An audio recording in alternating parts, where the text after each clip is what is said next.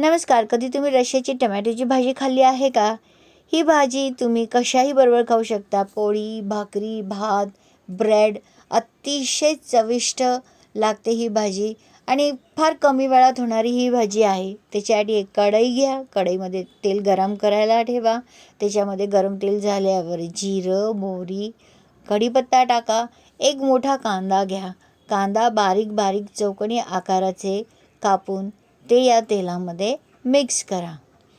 कांदा चांगला परतून घ्या. तो जोपर्यंत गुलाबी होत नाही तोपर्यंत परतवा. गुलाबी झाल्यावर त्याच्यामध्ये हळद, तिखट, गोडा मसाला, मीठ आणि चिमूटभर हिंग टाका. 5-6 मोठे टमॅटो घ्या. टमॅटोतल्या सगळ्या बिया काढून टाका आणि टमॅटोचे छोटे छोटे बारीक चौकोनी तुकडे करून ते याच्यामध्ये ॲड करा आणि कांद्याच्या याच्यासोबत चांगलं मिक्स करून घ्या. हे सर्व तुम्ही चांगलं परतून घ्या आणि सतत परतवत राहा, नाही तर भाजी खालनं लागू शकते.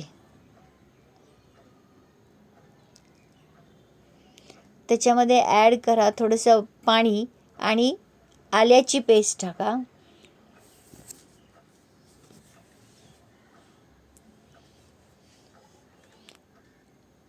त्यानंतर त्याच्यामध्ये ॲड करा ओलं खोबरं, भाजलेल्या दाण्याचा कूट आणि लसूण. हे सगळं वाटून घेतलं आहे मी.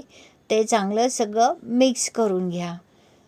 ओल्या खोबऱ्याने थोडंसं गोडसर लागते आणि टेक्स्चर पण चांगलं येतं. दाण्याच्या कुटाने पण टेक्स्चर चांगलं पण येतं आणि थोडंसं नटी क्रंची टेस्ट पण लागते.